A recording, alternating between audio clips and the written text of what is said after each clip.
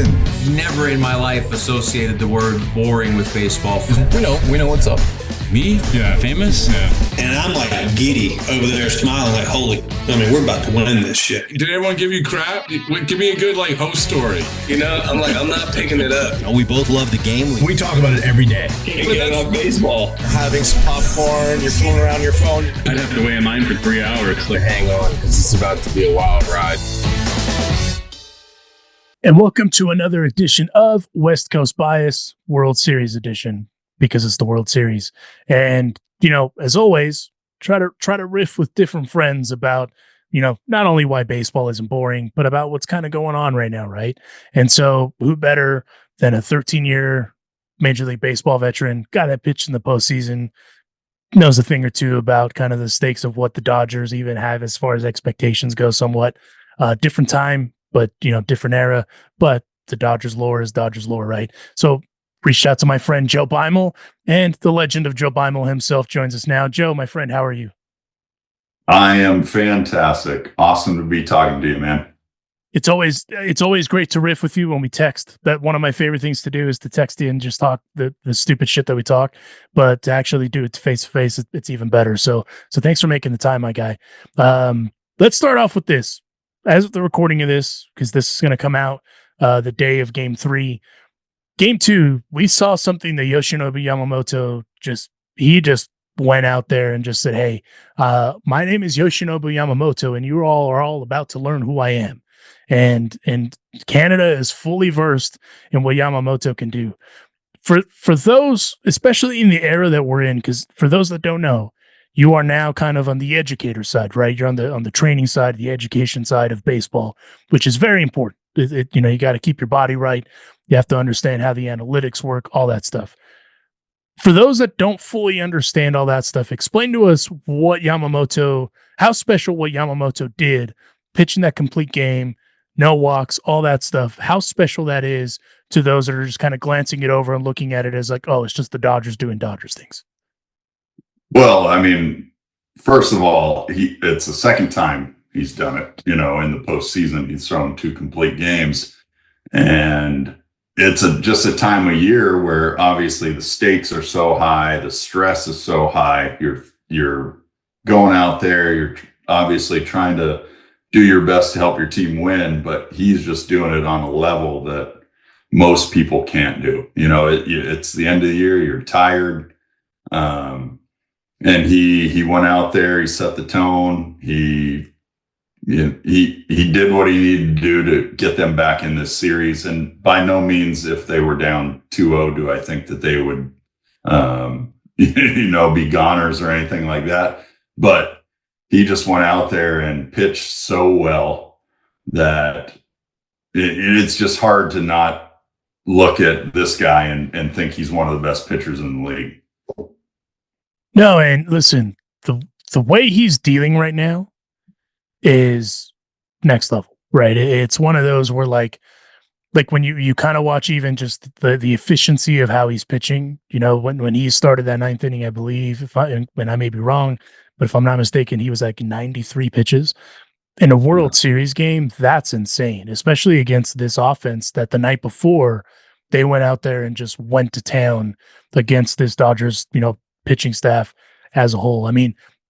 No disrespect to Blake Snell at all. Blake Snell, all things considered, even though he had no command with a fastball, he still kept them to 2 runs, and they put Emmett Sheehan in kind of a tough spot. And as you know, being a reliever, the hold role is tough. That's a tough spot to be in general, but in a World Series game, that's even tougher. And we can chat about that in a minute. But the offense, when that Blue Jays offense gets going, they get going. They got some dudes. And so to see what Yoshi did and to just dominate the way that he did, for me, Oral Hershiser is the only other guy to have done what Yoshi did yesterday. And that's a long time ago. That's at least for the Dodgers, right? That's a really long time ago. And so that's why I kind of want to point out the specialness of it. But there's one incident that I wanted to ask you about. He hit George Springer. Now, I don't think it was intentional. You and I talked about it. The vibe I get from you is I don't think it was intentional. I think it was more of setting the tone of, hey, you're not going to hug the plate and you're not going to have your way with me.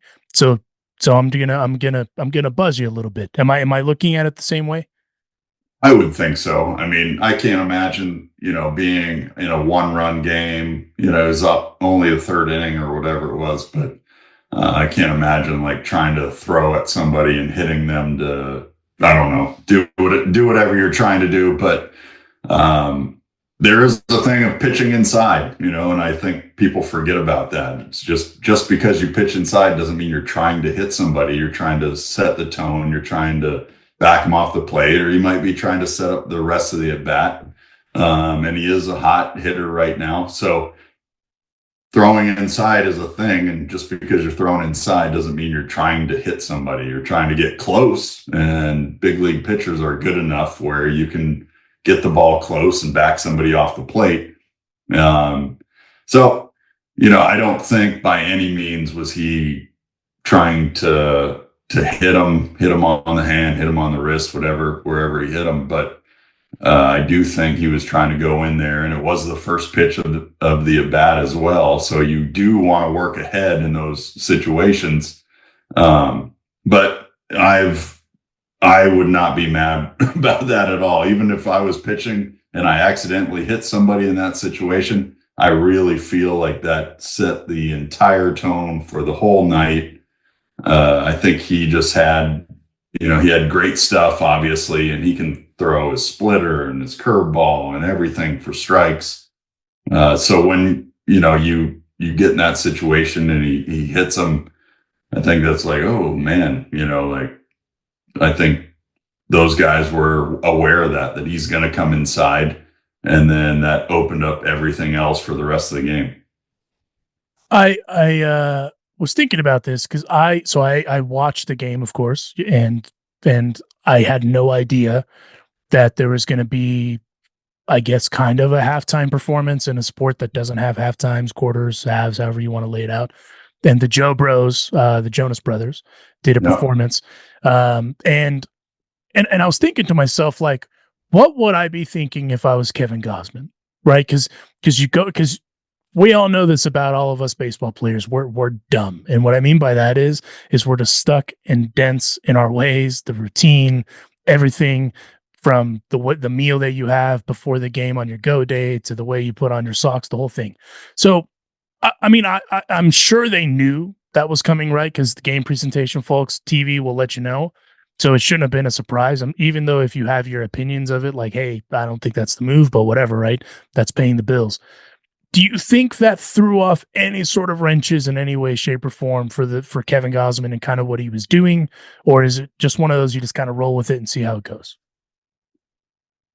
That's a tough one. I mean, I can't imagine that it went over well, just because he was throwing pretty well up until that point. But yeah, man, I mean, it's just weird.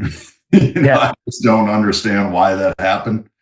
I would say it probably had some kind of effect, but when you do know what's going on, you can kind of, if that's the case, you should just kind of sit in the dugout and get ready.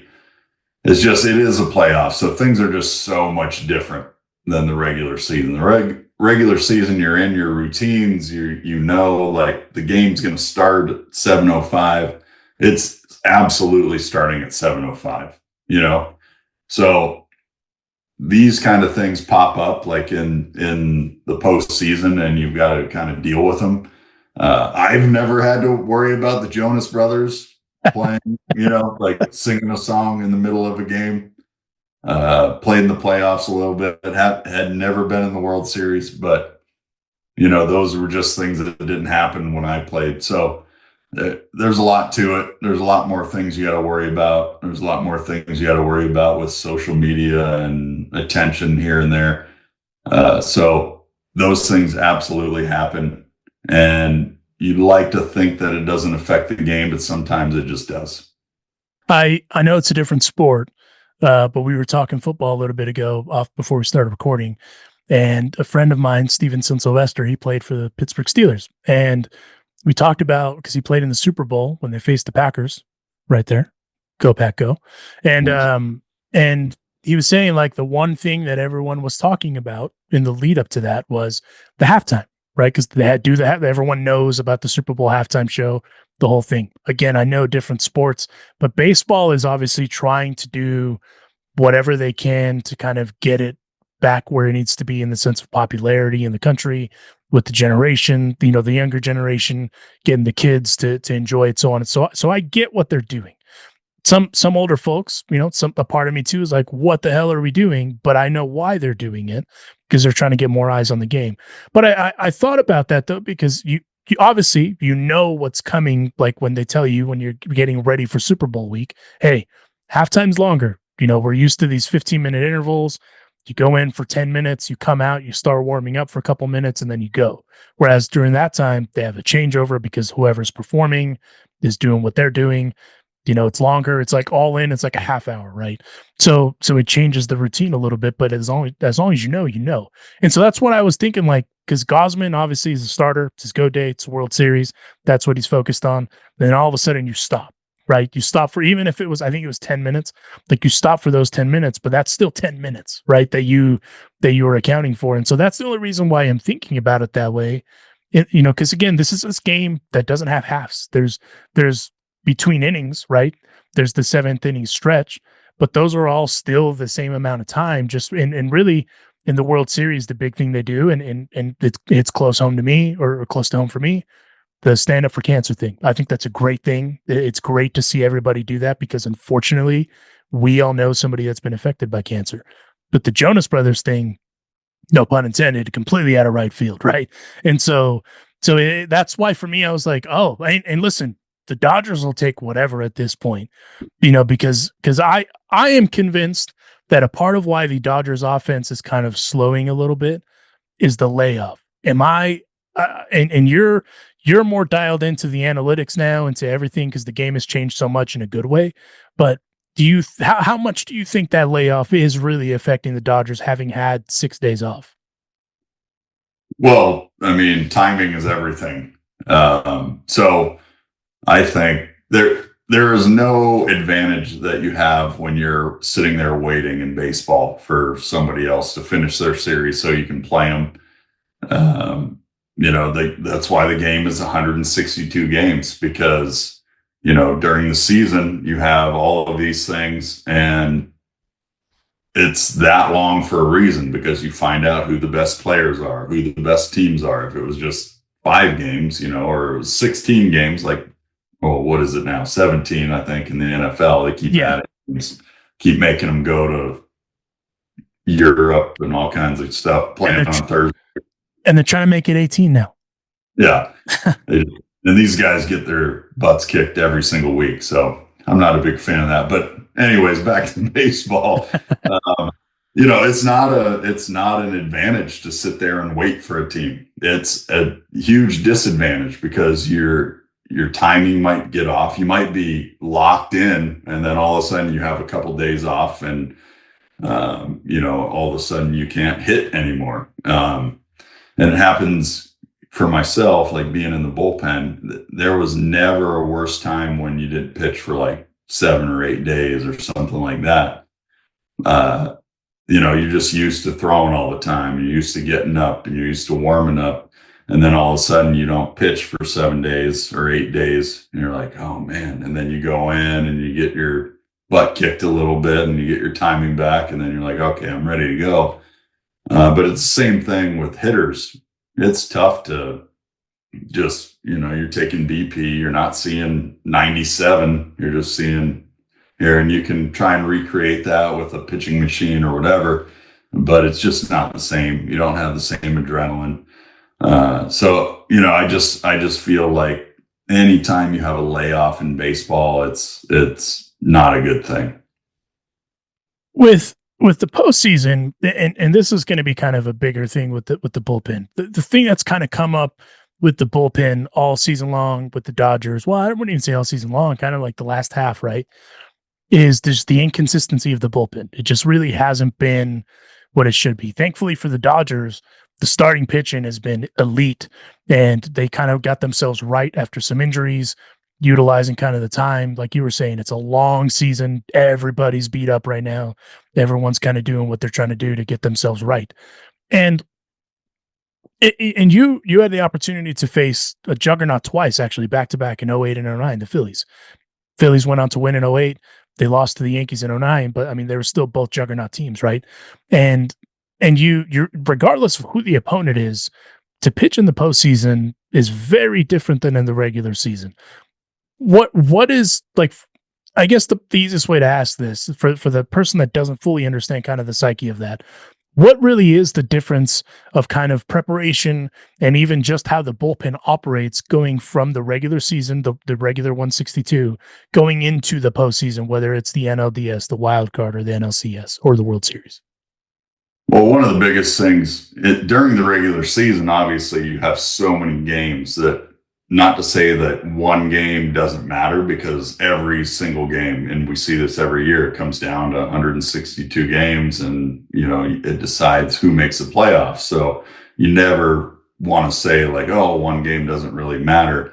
But with that being said, it's 162 games. So like, you have to have your routines. You cannot get emotionally involved in like one game. You've got to stay steady like the whole season. And with the playoffs, it's not really like that. It's like, it's a short sprint. You're trying to win a series. You're trying to win 4 games now in the World Series. So you're doing what you can. You don't care. You don't care what's going on. You just want to win these games. And it's crazy because from the first pitch, it's just like, you have kind of that nervous feeling, you got that performance anxiety where during the season, you're just, as a bullpen guy, you just kind of go down there and you sit and you hang out and you might joke around for 5 innings with the guys down there and stay loose. And in the playoffs, it's just different. And I can't speak for the World Series because I never played in a World Series. I played in NLCS, and it was just like, you're locked in. You're just sitting down there. No one's talking. You're like ready, because you might have to go in at any point. If the starter gets in trouble and gives up 2 runs, he might be out in a championship series or a World Series. During the season, that's not going to happen. You got to save your bullpen because it is so long. Now it's not so long. You're talking about right now, what do we got? We got 5 games left, possibly. So you're doing everything you can to be locked in.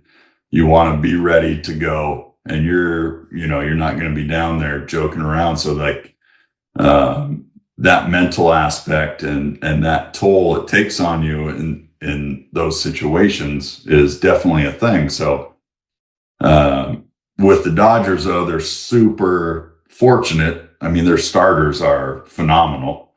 And I think that's probably going to be the biggest thing with them. And, the bullpen isn't phenomenal. We'll just say that.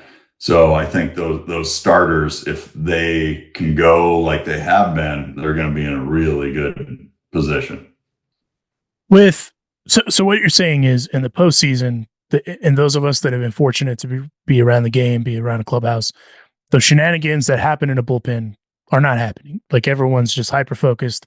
They're locked in, this, that, or the other. The reason I'm asking that question is I've seen on Twitter where people are just like, well, what's this bullpen doing? Are they just dicking around, this, that, or the other? And I for one, had never thought that, right? Because having been around postseason baseball, it doesn't really matter who the guy is.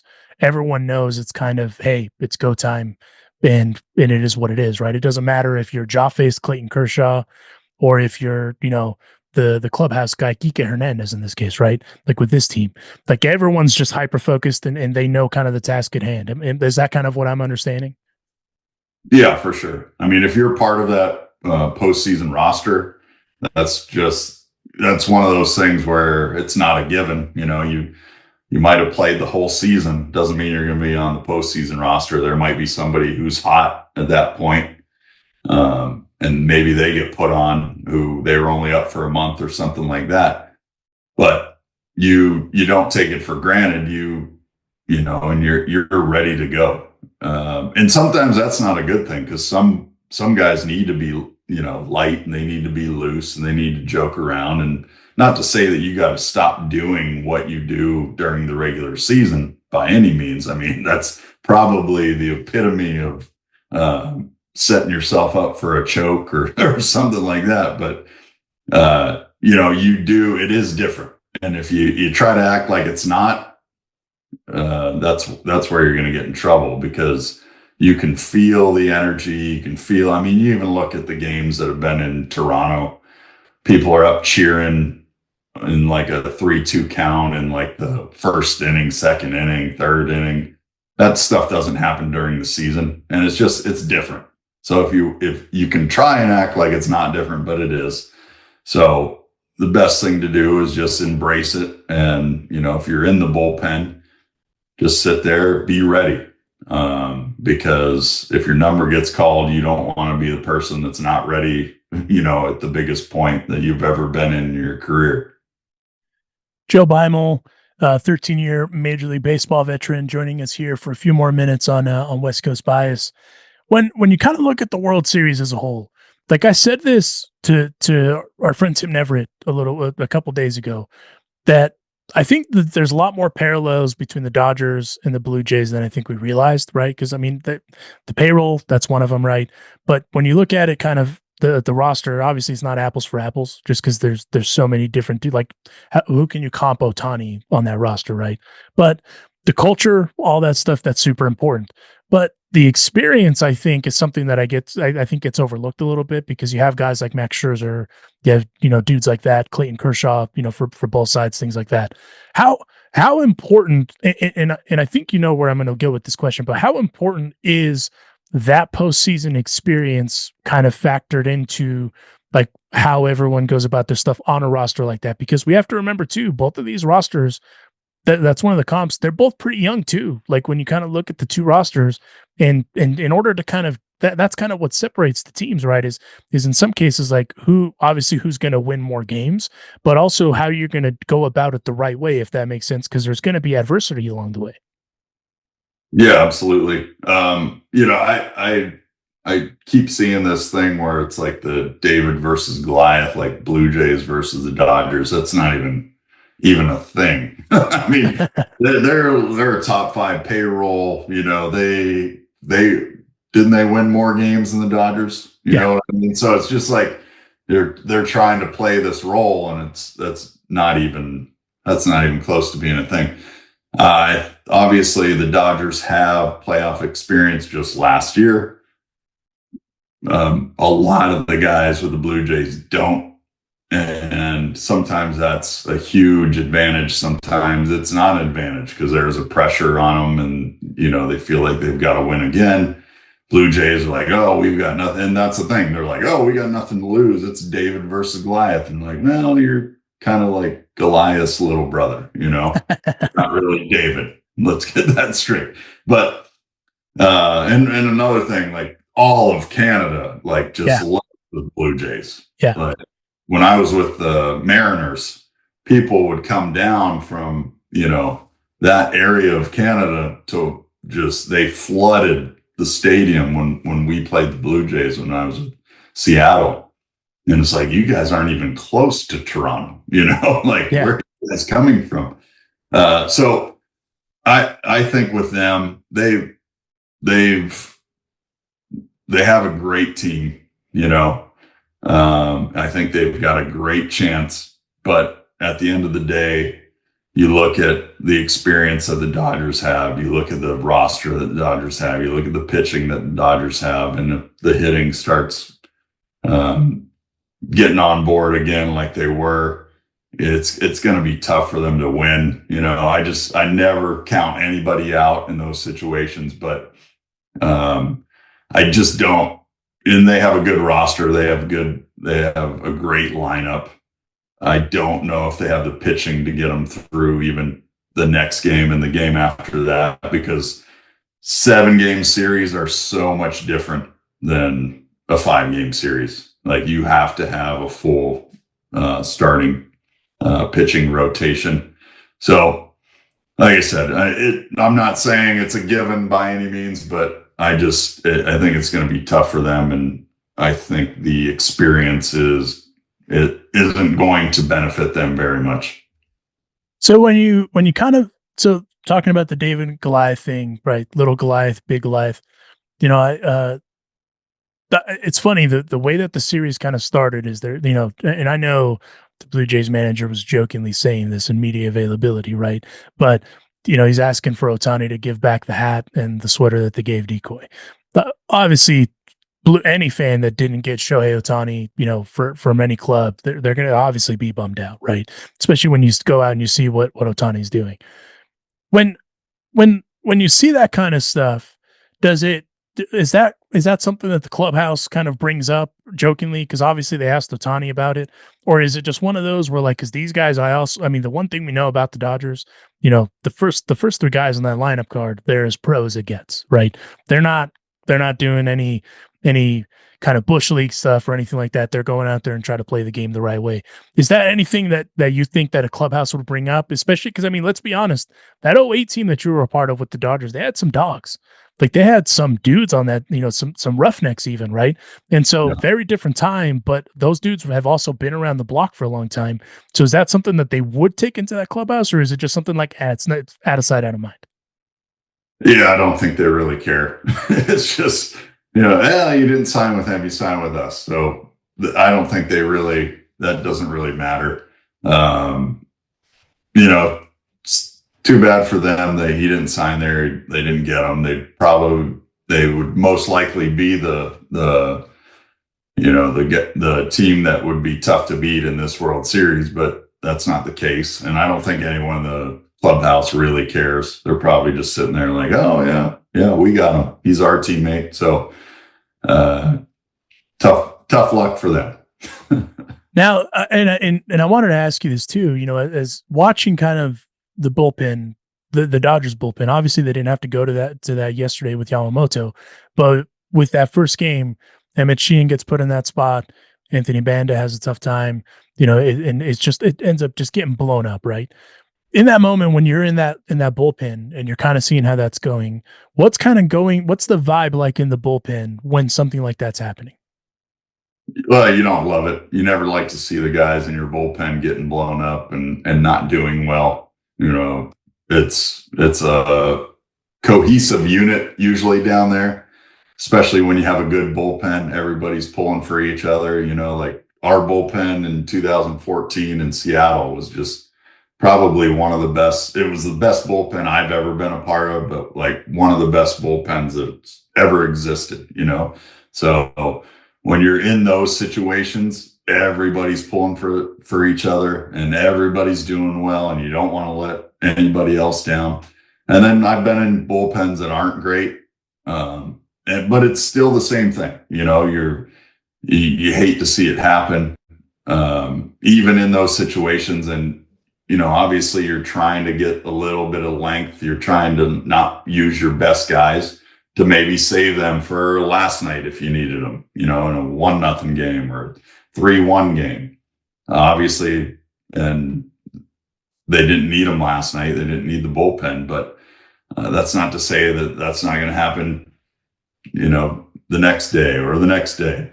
So it's just one of those things where certain guys have their role. They're going to pitch in those situations. You try to keep the game where it is. You don't want to let it get out of hand like it did. And, obviously if someone comes in, they do their job and they can keep the game where it is and keep it in striking distance. That's what you want. But, that doesn't happen all the time. And it's super magnified when it is in the postseason, especially the World Series. And I will say, subtle flex on your part for the 2014 Seattle Mariners reference, because that team the bullpen just wasn't good. Overall, you had this guy named Robinson Cano on the team. He's no schmuck, right? But then, you have Frenchie out there, Danny Farquhar. You have obviously Erasmo Ramirez, Fernando Rodney. Like you had dogs, right? Like it was, and if you don't know who Fernando Rodney is, just because I know that's a little while ago, anytime you look him up, whether it was with you guys, with Tampa, whoever, the shooting up of the arrow, if I'm not mistaken, in honor of his dad, is one of the greatest just anything you do, anytime that you close out the game and you're just going out there instead of giving anyone the double bird, you just do that is one of the most gangster things ever. So good on you for keeping it humble on your behalf, Joe. Yeah, for sure. Well, the funny thing is, completely different situation, but Fernando had a bobblehead night in 2015, and we were winning by a lot going into the ninth inning. So they didn't put him in, and they put me in. So I was like, well, if it's Fernando Rodney bobblehead night, so I got the last out, and I got the arrow. I don't know if he liked that too much. He didn't say he didn't, but felt like I had to do it just because it was his bobblehead night. So I was just like, yeah. And I thought, oh, maybe he wouldn't like that, but too late. You did it. You did it. Yeah. So let me ask you this. Speaking of the bullpen, so obviously we've talked ad nauseum all postseason long about kind of the concerns and the inconsistency of the bullpen. When that's kind of the I guess the dark cloud, if you will, that's hanging over the bullpen. We all know, if you've been fortunate enough to be in baseball, you've seen it too. If you're a casual fan with certain bullpens, how tight they are. Bullpens are really tight. And I don't think people really understand that those guys out there, they ride or die for their guys. Doesn't matter how good or how bad. Like the bullpen is one of the tightest things of any clubhouse. And so when that sort of stuff's going on, especially going into the postseason, and you've been fortunate, you've been part of a lot of really good bullpens, and you've been a part of some that were not so great, right? So you kind of have the mix of the mixed bag, if you will. When that sort of stuff's happening, is there kind of I don't know, obviously I know there's the natural leaders in each clubhouse, things like that for those groups. But when that sort of stuff's happening, does everyone just kind of come together and say, hey, let's just figure this out. Let's ride with who we need to ride with, and let's get to the goal. Is that kind of how it goes, or is it just kind of different from group to group? It's definitely from group to group. With the bullpen, you're literally like out away from the rest of the team, like the whole game. Yeah. Just sitting out there by yourself. It's like, sometimes it's almost like you're not even part of the team. You're not like welcome in the dugout. It's just such a weird dynamic. And then, it is like, if you're doing really well, like the bullpen is just like, they're just one. But if you're doing really bad, the bullpen is just one, because no one else gets like what you're going through on the entire team. You're not a starter. You're basically a cast off starter. Maybe you were a starter for a little bit and then you weren't good enough. So like, we'll just put you in the bullpen. But you're not an everyday player, but you kind of are, because you're warming up every day and you're coming in a lot more than starters are. So it's such a weird place to be. And those guys just feed off of each other. And like you said, I've been a part of like really good bullpens, really bad bullpens. And it's kind of almost the same thing. Like when you're really good, you guys are just like, you're like this, and you're like, hey, we're freaking awesome. And then when you're not really good, you're still like, hey, we got to like pull this thing together. We've got to clean it up. We've got to do what we need to do to help the team win. So it's never, a lack of caring or anything like that. You're always trying to figure it out. And, even with the Dodgers bullpen not being super consistent, that doesn't mean that they can't be consistent when they're called upon, in this series. When stuff like that's happening, I know, again, every clubhouse is different too, because sometimes, as you know, clubbies will absolutely set up lockers just kind of based on some of those things, even, right? Like the bullpen just lives here. You got your catchers over here, and then your starter has, hey, this guy's the superstar. He's going to have an extra locker to his left or his right, the whole thing, right? So there's that dynamic too. The game within the game is actually something a lot of people have been talking about during the World Series. And so that's why I wanted to ask you, have you ever had an instance where you were part of a bullpen that was either struggling or just wasn't kind of living up to what the expectation was? And maybe it wasn't someone necessarily that was a manager or a pitching coach, but like a starter that came over and said, hey, we're riding with you guys. Like, we trust you. We know that you're going through it right now. We'll get it right. And we want you to get it right. if you've had that happen, what's that kind of do to that bullpen group? Does it bolster it, or is it one of those where like, oh, we're screwing up, we need to kind of get some stuff right? I've never really experienced that where a starter was like, hey, you've got to do this, you've got to do that, or even just super, I've never experienced it where a starter really had much say. Usually starters are pissed if you're like come in and give up their runs or something like that. Yeah. Just the units are just so different and you're part of the same team. But I would think if like a starter came over and was like, hey, you guys need to clean it up and get your shit together, you'd be like, what? Screw this guy, because you know what's going on. Like you're not out there trying to do a bad job. And a lot of times what happens is it's more of like the managers and the coaches, they're the ones that are kind of panicking. And then that gets carried over to be like, oh man, the bullpen, they're not very good. And you sit there in the bullpen, you're like, wait a second, we're not that bad. Like I did a pretty good job most of the time, and maybe one or two games wasn't a good job. You know what I mean? So that's where you got to just be of a different mindset when you are in the bullpen, because you're like offensive linemen, right? You're never going to get, usually no one's going to say like, hey, you did a great job tonight. They're just going to be like, oh, the one game that you do bad, they're going to say, oh, that wasn't very good. So you got to realize that you've got to, kind of embrace that, because if you don't, you're not going to have a very long career, and it's probably not going to be very enjoyable.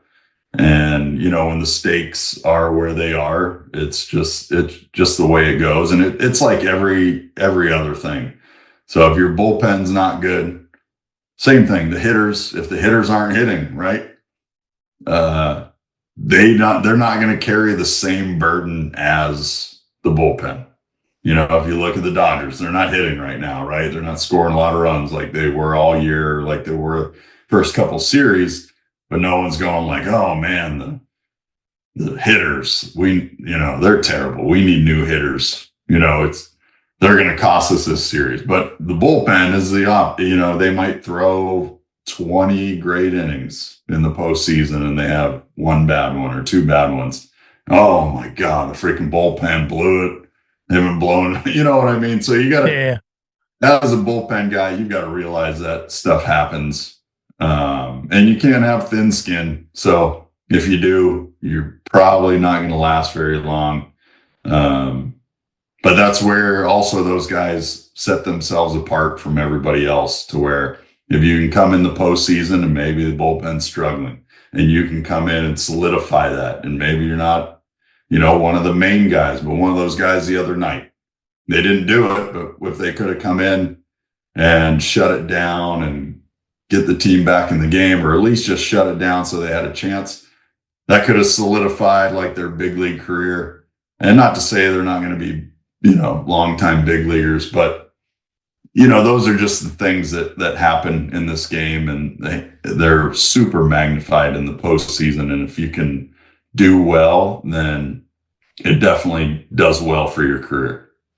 I think, and the reason I phrased the question that way is because I think as we've kind of gone through this, the last little bit of, like I said, I feel like baseball is trying to do a better job of trying to make people aware of the game within the game, because that's a thing. It's absolutely a thing. And I think that's a part of what makes baseball, a beautiful, one of the best sports in my opinion, because there's so many other kind of things that you like that you just don't really think about. Right. And I think some people think that like, oh, Blake Snell is going to walk in and just MF everybody in the bullpen for letting up that hold go. And the likelihood of that isn't very high, because that's not his job, right? He went out and he did his job. Now it was time for them to do their job. You're on the same team. You don't really want to riff. You don't really want to shake the boat up a little bit, because then that's how everything kind of just cataclysmically falls on each other. And that's not conducive to the team, right? And most importantly, you have to see each other in the clubhouse. Like, it doesn't matter what's going to happen out on the field. Like, between the lines, it's between the lines. Clubhouse, different vibe. And so I think it's kind of important to underline that, just because I do really think that some people think that like Kershaw's going to come in and just, crush everybody. And it's like, no, if you hear him talk about how glowing, he's very supportive of his teammates. He's very, you're a teammate of his, and he learned kind of from you guys, the big leaguers, how to go about it the right way, because there is a decorum to follow, right? Doesn't matter how good or how bad you are, you still have to see each other in the clubhouse. You still have to talk about the game tomorrow. Like, you got to move on, right? Yeah, the biggest thing is everyone in the clubhouse knows how hard the game is. And it doesn't, sometimes you're the one scuffling and sometimes it's somebody else. So when somebody else is scuffling, you're not going to sit there and like get on them about anything, because it very easily could have been you. And so I think in those situations, you're just trying so hard to win a World Series. You want to be the first one to 4 games, and things happen, man. It's just people might make mistakes, and it's usually if it's you hang a pitch or you don't do something. I'd say the only time that it would get to where somebody's got to talk to another pitcher or anything, if they make like a mental mistake that just shouldn't happen. The physical errors, giving up runs, giving up home runs, even making errors, those things are going to happen. They have happened through the entire course of baseball history. There's not been one player ever that hasn't made an error. There's not been one player ever that hasn't given up a run. So that stuff is going to happen. And obviously you don't want to happen in big situations, but the people who get it, they sit there and they go, hey man, like, that sucks. You feel for those guys. And then the other guys, that if they get the job done, obviously you're pumped, but you never get too high, you never get too low, because that could absolutely be you. You could be the guy that comes in and gives up a grand slam to lose a game. So it's just one of those things, is the guys who are there and the guys who get it, they're not going to get on somebody just because they gave up their run, because they know that they're out there and they're busting their ass and they're pulling in the same direction you are. How hard is it truly for those of us that have never had the opportunity to play in a playoff series?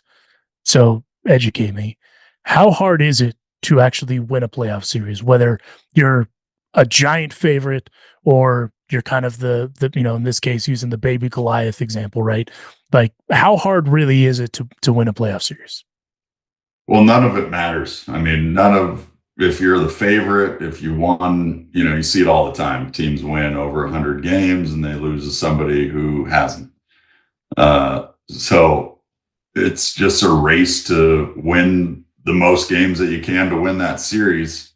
And it's just a different game in the playoffs. That's really what it comes down to, because you play every day during the regular season, and it's just a different strategy. You have to play, because it's like you're not going to blow everything out on day one, because you got 161 more to go, So you have to realize that. Managers have to realize that. Players have to realize that. And then you get a 7-game series, which most of them aren't until you get to the championship series and the World Series. And 7-game series are super long. So then, but at the same time, anybody can win it. And I always say this, all right. In 2001, my rookie year, I played for the Pittsburgh Pirates. Okay.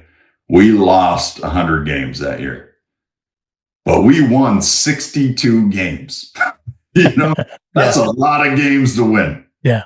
And we had no business winning 62 games, but it just shows you the worst team in the league can win 62 games. And that's crazy, because there's no other sport that's like that. So any team can win 4 games to win a 7-game series. It's so doable. And that's what makes it where it's not a given. And that's why there's so much parity in baseball. That doesn't happen in the NFL. That's why the Patriots and the Chiefs are always in the Super Bowl. And it doesn't happen in baseball. the Dodgers, oh, they're they've taken over, I think, as the evil empire or whatever. And they might be in the playoffs every year, but how many have they won? So it's anybody can win at any given time, and you have to realize that. And that's why it's freaking awesome. That's why the game of baseball is so awesome. I said this to someone yesterday, actually, because they were like, oh, the Dodgers are the evil empire. And I was like, listen, the Atlanta Braves made the postseason 13 times. And how many World Series championships did they win in that window? So it's just because you make the playoffs, it doesn't guarantee you anything, right? Because I mean, again, to use the example of 2008 with you guys, the Dodgers had a really good roster. You guys had some dudes, and you ran into the juggernaut that is the Phillies. The Phillies also had a bunch of dudes, a bunch of Hall of Famers on both sides, a bunch of really good baseball players. And the Phillies happen to get the best of you, and they proceed on to win the World Series in 08. But again, anything can happen, right? Because just like I forgot who it was that said it, hey, it was Dontrell Willis. Hey, those guys drive Ferraris over there too, so it's one of those where literally anything can happen. But in the postseason, it's just, it's the intensity, I think I think the I don't know if it's like the best descriptor of like what the difference is, right? And so I think that's important to outline, because I think like when you watch Twitter, right? Twitter is the irrational place that you just don't want to go to anyway, because it's a cesspool of stuff, but you still get a temperature check. And I mean, I post stuff on Instagram and whatnot in jest because social media isn't real. But I mean, that game opening up, the whole thing, it still sucks because it's the World Series, right? But those guys are going in tomorrow or the day after and like, all right, well, yesterday was yesterday, today is today. Let's go out and do the thing. And I think that's, again, outlining the game within the game. The thing that I think it's really looked past is you talk about how good Ohtani is. You talk how good, Yamamoto is, how postseason Kike Hernandez is. But I think the thing that we all forget is how mentally tough all of these guys are to go out there and do this at that level of intensity, right? Yeah. It's almost better to lose a game by a lot more than, you get, if you lose 3-2 and it's a walk-off homer in the bottom of the ninth or something. Not to say that that's like, oh my God, that's soul crushing and you can't come back from it. But you do have that intensity and you've got that mental, you're locked in mentally for the entire game, where if, it's like 12-2, I'm just like, all right, well, we're going to lose this one. So how about we just, hey, let's relax. Like you come in the next day and it doesn't mean anything. Just because you got, your ass kicked the day before doesn't mean that it's going to carry over to the next day. So those are actually a little more like mentally like, you kind of relax way more. But, it's just everybody is tense. Everybody is just mentally locked in this series. And it does, like you said, like guys are just mentally tough when you get to this point in the season, and some guys, I would always say like the off season, I would just go through the season, right? I wouldn't think anything of it. 162 games, you play in the playoffs, you get through it. And you're not really noticing. You're not like, oh man, I'm so tired. But then the off season comes, and I would get home, and it was almost like my brain knew, like, hey, it's the off season, and I would just like not get off my couch for like 3 days. I just sit there, be like, holy shit, like I'm so tired right now. But you just, during the season, you don't think about it. You just get through it, and especially right now in the playoffs.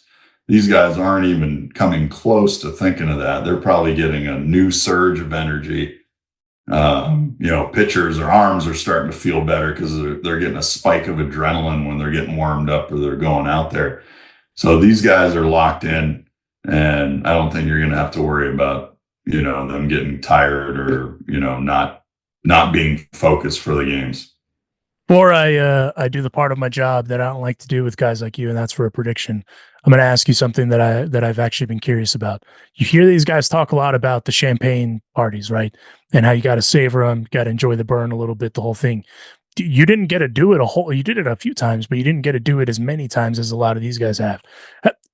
I'm sure that those are like some core memories that are locked there. For those that have never had the opportunity to do it, explain to us kind of the I don't know, the specialness of what those things are.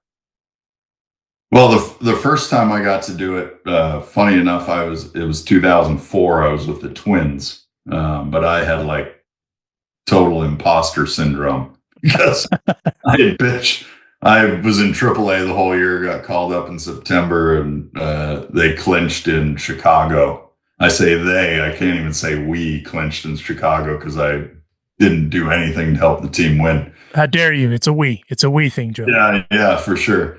But that was awesome. That was my first experience with that, and it was just crazy. And that kind of set the tone for myself, where I was like, I kind of want to do this a lot. And then got to do it 06 with the Dodgers, 08 with the Dodgers, and then winning the NLDS, and then got to do it with the Rockies as well. But it's, I saw something with Derek Jeter recently where he was like giving a speech, and that's a beautiful thing about social media, is because you get to see all these things that we probably never would have seen or got to hear of. But he was giving like a speech out of college, and he was talking about failure, and he said, success is hard. That's why in the big leagues, when you win, you spray champagne, because it's worth it. Like that's what it's all about. And it really is. I don't love the guys wearing the goggles. I think you got to let the ship go in your eyes and burn a little bit. That's just the rite of passage. But it's just so special. It's one of those things that you can't recreate. You're not going to get around with a bunch of your buddies and start spraying champagne on each other. Maybe you do. And if you do, call me up. I'd love to be a part of it. But, it's so fun. It's just one of those things, you just can't experience it anywhere else. And when you do, that's when you've made it. And hopefully you get to do it on the last game of the season. That makes it even better. I think that's a good summation of it. That you should really let it burn, because I've heard guys say it, you got to feel the burn so you can appreciate it, but also because there's no given that you're going to be back there again the year after, a few years after that. Like there's some dudes that never get to do that, like in their careers. And I think that's the other thing kind of baseball that makes it super special, is there's some guys that may never get the opportunity to do that. So you have to do it kind of like you said, as a rite of passage. Before I set you loose, what's your prediction for the rest of the series? I have a hard time. I think the Dodgers will win all the games in LA. I just have a hard time seeing them not. I don't think the Blue Jays have the pitching at the back end to do anything there. But obviously that what I say doesn't mean shit. Like I just don't see it happening. And I would say they would have to outslug them, to win any of the next 2 games, let alone 3. So I don't know if they'll win another game.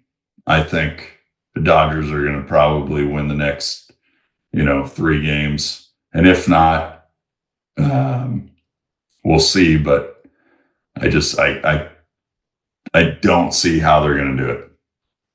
I did tell Tim Neverett that I think it's Dodgers in 6, but I wouldn't be mad because, as he said, our predictions are what we would like to see. But as we know, baseball, that's the beauty of baseball. There's no predictability. Even Vegas, it can be so close with football, as an example, right? Like, you see whoever beating whoever by like 3 when, and that's the line they had, 3.5 or something like that. Whereas with baseball, it's so hard. Like there's so much parity, like you said. There's so many different things that can happen, like that double play in the NLCS, but up against the wall in Milwaukee. When the hell did you have that? Like Vegas couldn't have predicted that, right?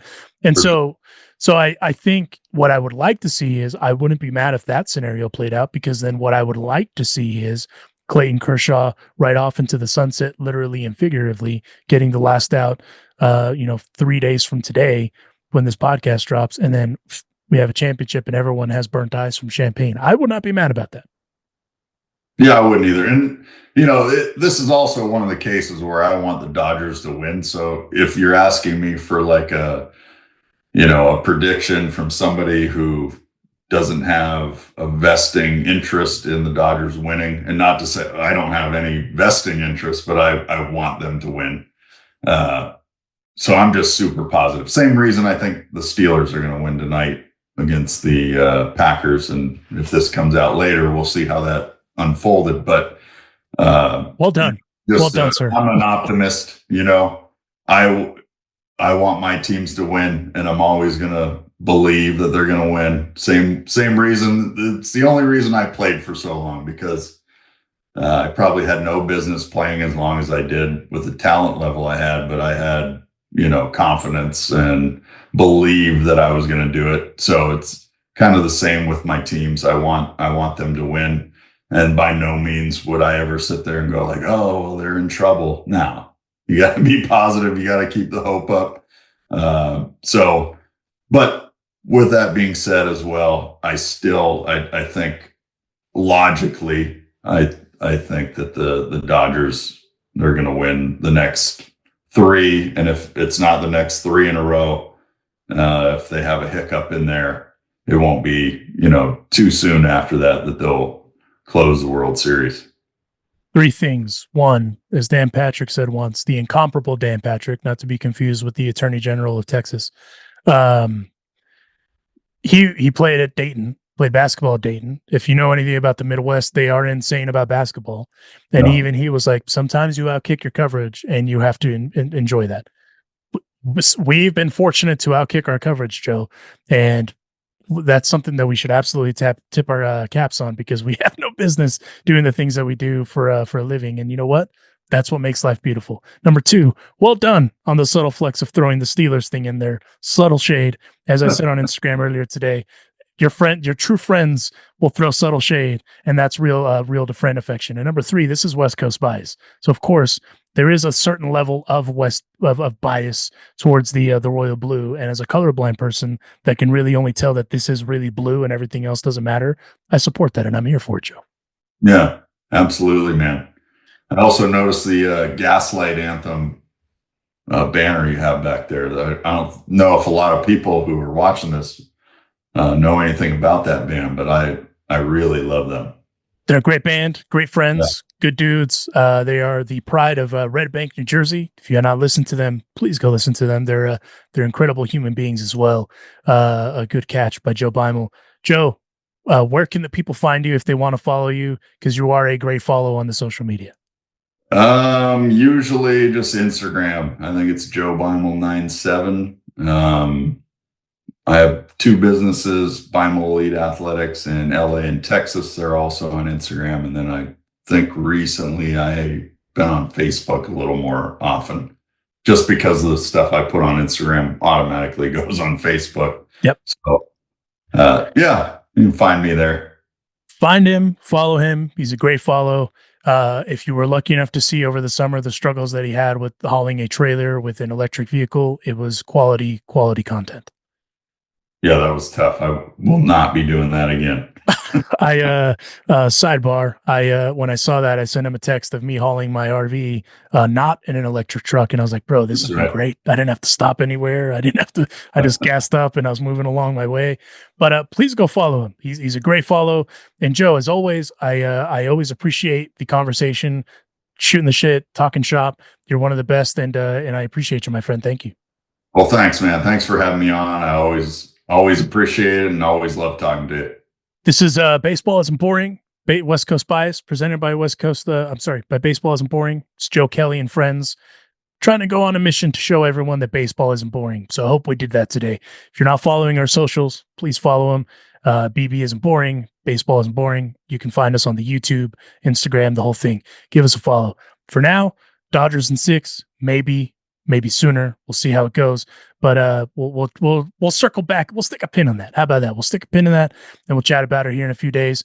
But in the meantime, thank you for tuning in. My name is Alonso Sarinana, and I will catch you on the next one. Until then, stay safe, and we will chat soon.